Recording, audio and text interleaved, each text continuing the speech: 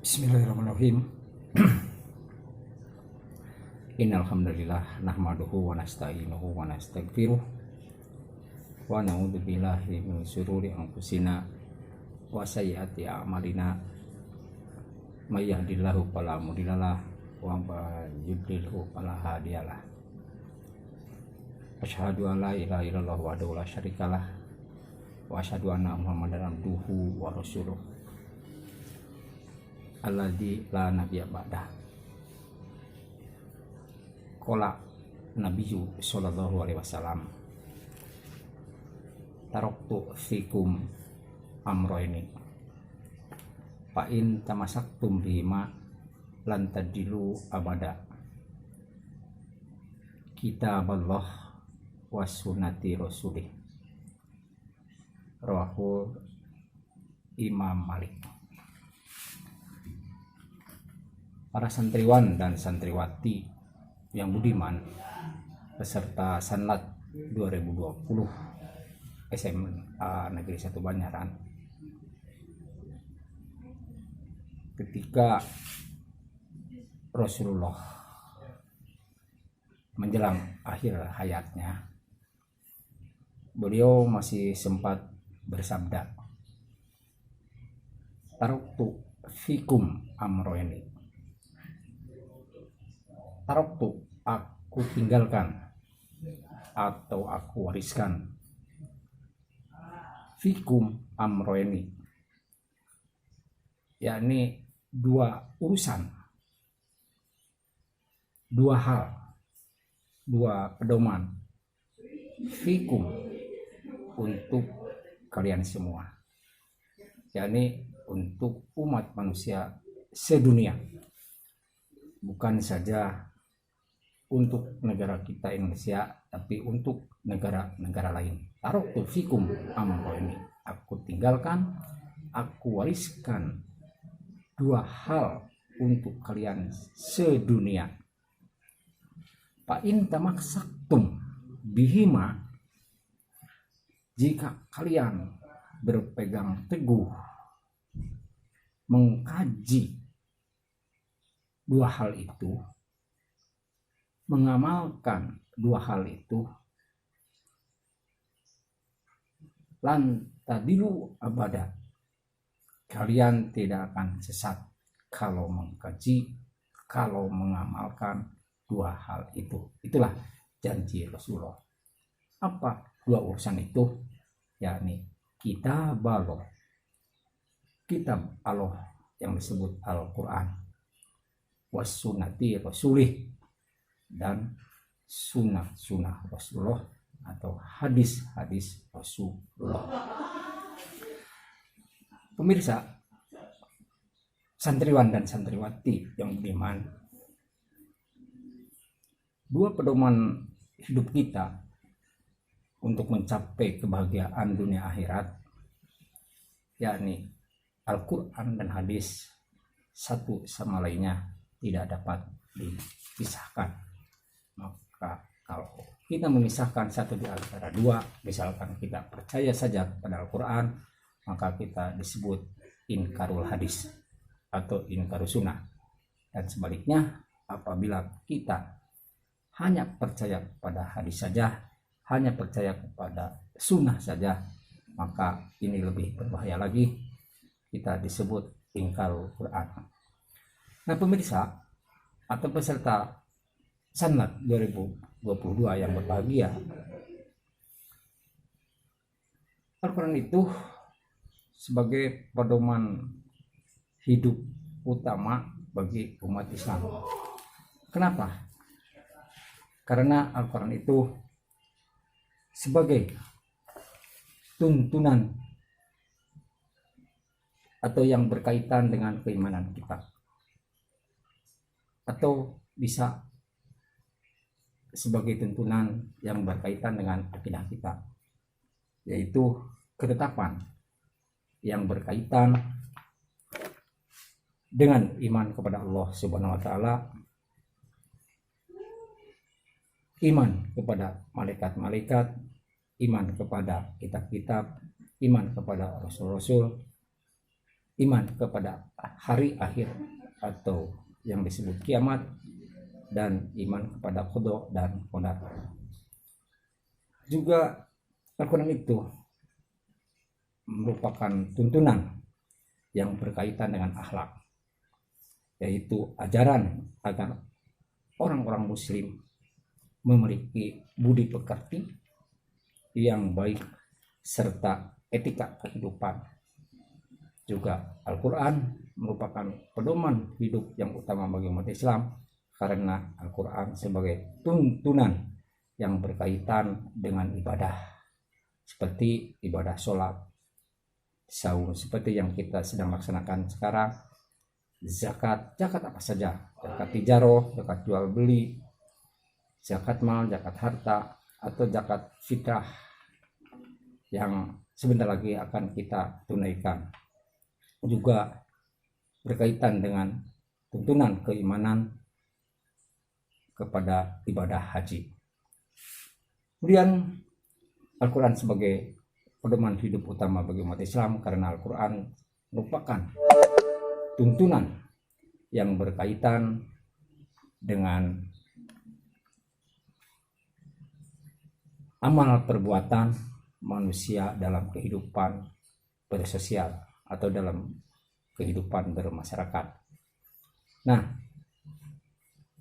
Al-Quran sebagai pedoman utama kehidupan kita demi mencapai kebahagiaan dunia akhirat tidak lepas harus diikuti atau sangat berkaitan dengan sunnah Rasulullah atau hadis Rasulullah. Kenapa? Karena hadis ini sebagai sumber kedua bagi umat Islam. Dan kenapa disebut sumber hukum Islam yang kedua bagi umat Islam? Atau hadis Rasulullah SAW sangat berkaitan, tidak boleh dipisahkan dengan Al-Quran, karena hadis itu sebagai penguat hukum yang sudah ditetapkan dalam Al-Quran, hukum yang sudah digariskan oleh Allah SWT dalam Al-Quran, maka diperkuat oleh hadis. Makanya hadis itu tidak bisa dipisahkan dengan Al-Quran. Seperti dalam Al-Quran, dalam surat Al-Hajj ayat 30, Allah berfirman, A'udzubillahi minasyaitonirrajim, wajtanibu qaulaz zur, yang artinya jauhilah. Ini firman Allah SWT merupakan fil amr, yang suatu pekerjaan yang mesti kita tinggalkan. Wajtanibu, jauhilah oleh kalian. Apa yang harus dijauhi oleh kalian? Yakni qaulaz zur, omongan-omongan yang dusta, omongan-omongan yang bohong. Nah, hukum masalah bohong, masalah perkataan bohong dalam Al-Quran diperkuat oleh hadis, diperkuat oleh Rasulullah. Maka Rasulullah bersabda atau melarang kita, la takdzib, janganlah bohong. Nah, ada sebuah cerita, seorang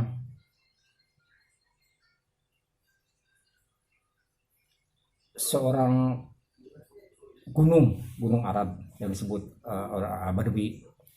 Orang Badui itu ingin masuk Islam. Dia menghadap kepada Rasulullah. Nah, orang Badui itu seorang penjina, pencuri, maling, badog, jeger lah istilahnya. Berani membunuh, berani berkelahinya. Kalau kepergok maling, berani membunuh orang yang menjadi korbannya, orang yang memperbukinya. Nah, pada suatu ketika dia ingin masuk Islam. Tapi apa yang dikerjakan oleh dia sebagai profesinya di dunia, yakni sebagai seorang pencuri, pemalak, penjina, dan lain sebagainya. Nah, profesi dia itu tidak mau ditinggalkan karena sebagai kasabnya, tapi ingin masuk Islam. Maka Rasulullah mengizinkan dia, orang Badui, orang gunung, masuk Islam dengan syarat, kata Rasulullah, boleh kalian kamu masuk Islam, ente masuk Islam, profesi ente tidak akan dilarang oleh saya, tapi syarat kamu kalau setelah masuk Islam la takdim, jangan bohong. Nah, maka orang Badui itu betapa girangnya, betapa bahagianya. Dia sebagai seorang penjahat, profesinya sebagai pencuri, pemalak, garong, pencina dan sebagainya, diperbolehkan oleh Rasulullah, tapi dengan syarat la takdim, tidak akan bohong. Pada suatu ketika orang gunung itu, karena profesinya sebagai pencuri, badog, maling, ada barang orang lain yang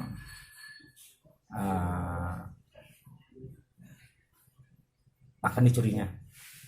Maka ketika dia mau mencuri, dia ingat kepada syarat yang diucapkan, yang diamanatkan oleh Rasulullah, la takdim, jangan bohong.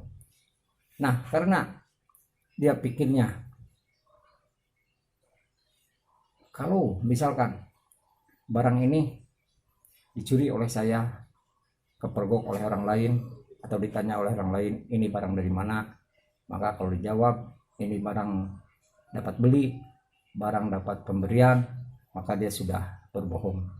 Nah, kalau misalkan terus terang, dia akan dikeroyok, akan ditangkap, dan pasti akan dibunuh oleh masyarakat, karena dia sebagai profesi pemaling yang ulung. Nah, maka dari itu dia tidak jadilah mencurinya karena syarat la takdim. Nah, pemirsa yang budiman atau santriwan santriwati yang berbahagia, yang mengharap ridho Allah Subhanahu wa taala. Nah, jadi masalah perkataan bohong yang sudah ditetapkan oleh Allah segala, kita harus menjauhinya, maka diperkuat oleh hadis-hadis Rasulullah seperti yang tadi. Dan ada sebuah contoh, ada sebuah hadis lagi dari Rasulullah sebagai berikut. Inna sidaqo yahdi ilal biri. Sesungguhnya kebenaran atau kejujuran itu yahdi ilal biri, akan menuntun kepada suatu kebaikan. Fa innal biro yahdi ilal jannah, dan suatu kebaikan itu akan menuntun kita kepada jannah, kepada surga. Tapi sebaliknya, lanjutan hadis itu, wa innal kibba, sesungguhnya bohong itu yahdi ilal fujuri, akan menuntun kepada kejahatan atau kejelekan. Fa inal fujuro yahdi ilanar, dan kejelekan itu, kejahatan itu yahdi ilanar, akan menuntun, akan memasukkan kita kepada api neraka. Nah, pemirsa yang budiman, santriwan santriwati peserta Sanlat 2022 SMA Negeri 1 Banjaran, maka dari itu masalah bohong itu ada dalilnya baik dalam Al-Quran dan hadis. Maka dari itu hindarilah, jauhilah perkataan bohong, karena masalah bohong, inal kidba, sesungguhnya bohong itu yahdi ilal fujur, akan menuntun kepada kejahatan. Fa inal fujuro, dan kejahatan itu akan menuntun yahdi ilanar, kepada neraka.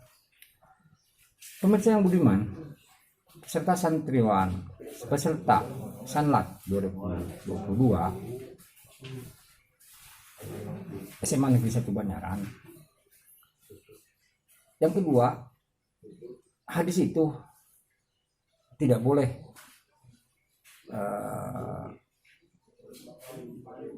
berjauhan atau harus berkaitan dengan Al-Quran, yakni hadis itu sebagai perinci Al-Quran. Apa yang disebutkan dalam Al-Quran, apa yang difirmankan oleh Allah SWT dalam Al-Quran, itu masih bersifat umum. Seperti Allah berfirman, aqimus sholah, dirikanlah sholat, laksanakanlah sholat. Nah, dalam Al-Quran tidak rinci sholat apa sholat duhur, apa sholat asar, apa sholat maghrib, apa sholat isya, apa sholat subuh. Tidak ada dalam Al-Quran. Nah, maka dirinci oleh Rasulullah SAW, dirinci dalam hadis. Maka yang harus kita laksanakan itu yakni sholat duhur 4 rakaat, sholat asar 4 rakaat, sholat maghrib 3 rakaat, sholat isya 4 rakaat, sholat subuh 2 rakaat, dan sholat sunat yang lainnya. Nah, jadi masalah sholat dalam Al-Quran itu masih bersifat umum, tidak dirinci. Maka oleh hadis dirinci sholat apa saja yang harus kita laksanakan. Nah, maka dari itu satu sama lain Al-Quran dan hadis itu tidak bisa dipisahkan. Dua-duanya harus saling berkaitan. Nah, dua pedoman ini sebagai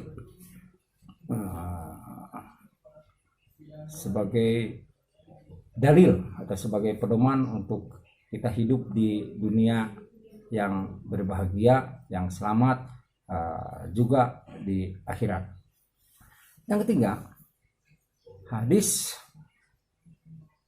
tidak bisa dipisahkan dengan Al-Quran, karena hadis itu sebagai penetap hukum.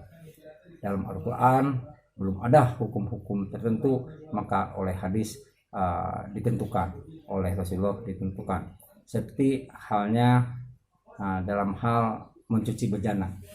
Dalam Al-Quran itu tidak ada rincian, tidak dijelaskan bagaimana cara mencuci bejana atau wadah yang dijilati anjing.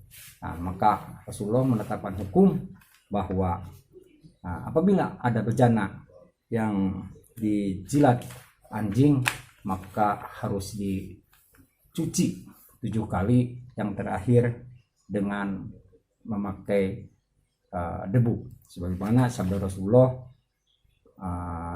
masalah mencuci bejana itu ada dalam sabda Rasulullah, yakni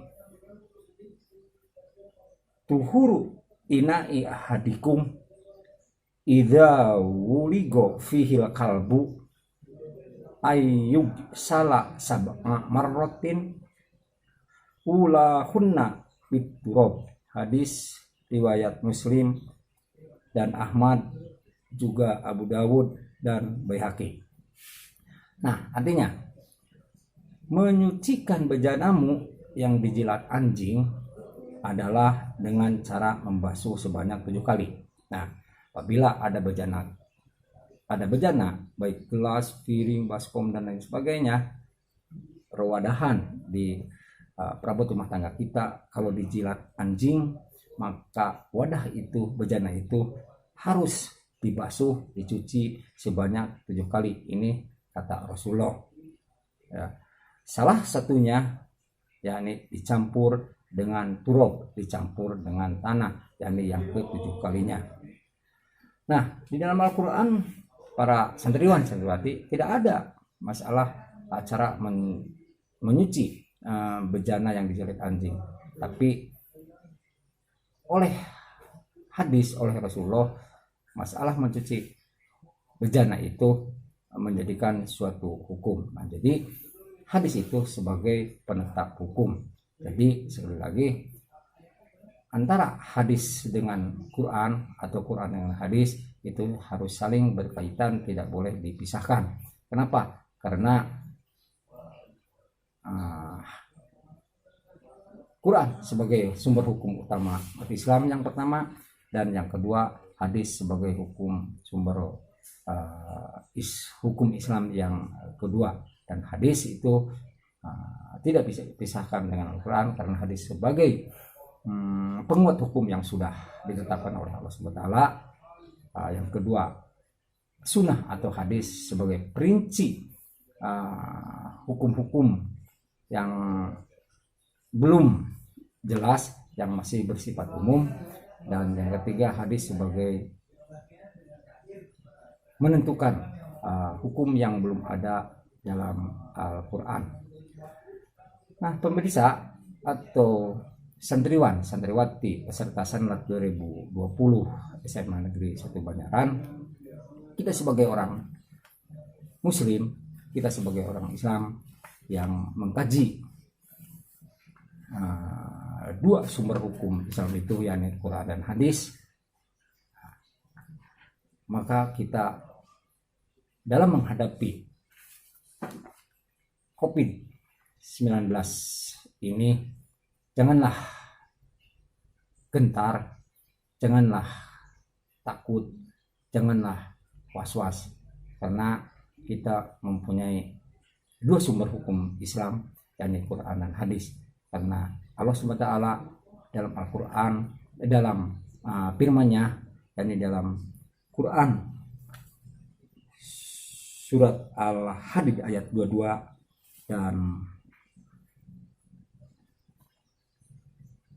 Quran surat At-Taghabun ayat 11, Allah berfirman, A'udzubillahi minasyaitonirrajim, ma asobba mim musibatin fil ar wala bi anfusikum illa fi kitabi min qabli an nabro'aha inna dzalika 'ala Allah yasir. Nah, Allah SWT berfirman, tiada suatu bencana pun yang menimpa di bumi dan tidak pula pada dirimu sendiri, melainkan telah tertulis dalam kitab Allah SWT, yakni yang disebut Lauhul Mahfuz. Sebelum kami menciptakannya, bencana itu sesungguhnya yang demikian itu adalah mudah bagi Allah SWT. Dan Allah berfirman dalam Quran surat At-Taghabun ayat 11, A'udzubillahi minasyaitonirrajim, ma asobba min musibatin illa biidznillah wa may yu'min billah yahdi qalbah wallahu bikulli syai'in alim, yang artinya tiada ada suatu musibah pun yang menimpa seorang kecuali dengan izin Allah. Nah, musibah yang sedang sekarang melanda dunia, yakni bukan di negara kita saja, di negara yang lain juga sedang dikenai musibah dengan virus corona yang disebut COVID-19, yakni itu adalah ujian dari Allah SWT. Dan barang siapa yang beriman pada Allah, niscaya dia akan memberi petunjuk kepada hatinya, dan Allah Maha mengetahui segala sesuatu. Nah, pemirsa atau santriwan santriwati, setiap apapun yang terjadi di dunia, termasuk musibah wabah corona yang disebut COVID-19,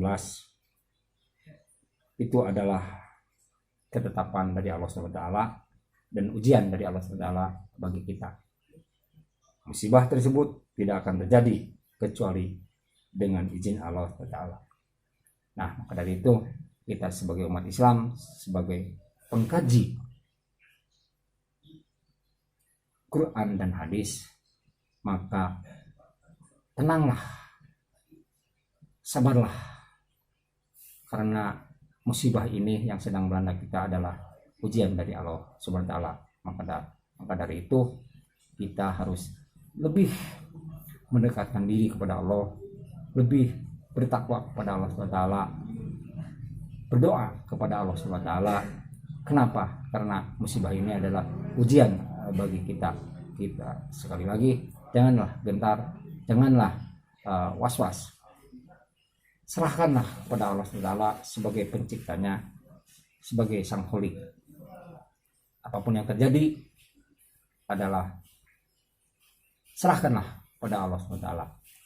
Nah, pemirsa atau peserta Sanlat 2022 SMA Negeri 1 Banyaran, maka dari itu kita harus sekali lagi berpegang teguh kepada dua dalil itu, yakni Kitabullah dan Sunnatul Rasul.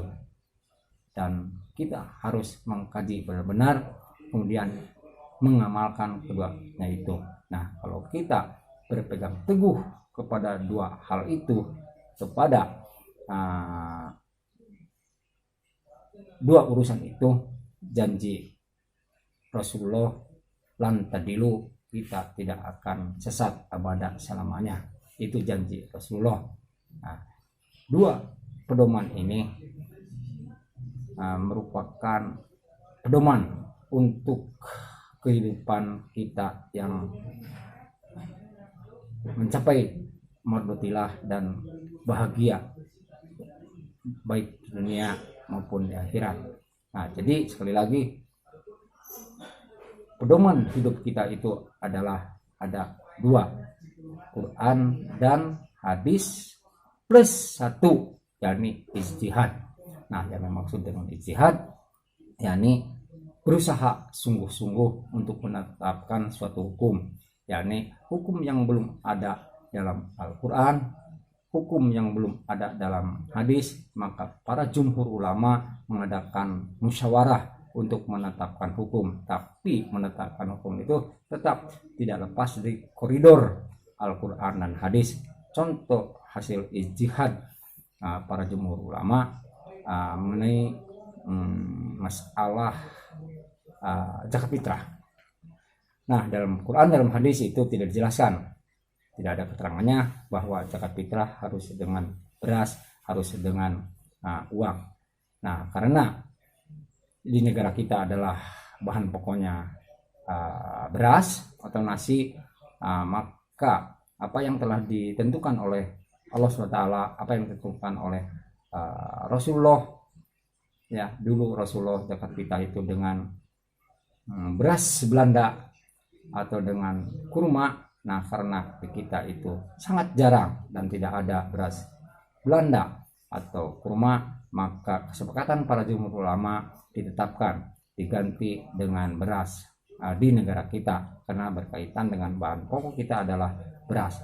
Nah, jadi kesimpulannya, sumber hukum Islam itu ada 2 plus 1. Yang pertama Al-Quran sebagai sumber hukum Islam yang pertama, yang kedua hadis atau sunnah Rasulullah sebagai sumber hukum Islam yang kedua, yang ketiga yakni ijtihad, hasil pemikiran, hasil musyawarah para jumhur ulama. Nah, sekali lagi, para peserta Sangat 2020 SMA Negeri 1 Banyaran, santriwan santriwati yang budiman, kajilah 2 sumber hukum Islam plus 1. Kalau kita sudah mengkaji dan mengamalkannya, insya Allah janji Rasulullah lan tadilu abada. Nah, tausiah yang sangat singkat ini, mari kita tutup dengan doa Rabbana atina fid dunya hasanah wa fil akhirati hasanah wa qina adzabannar. Akhirul kalam, wassalamualaikum warahmatullahi wabarakatuh.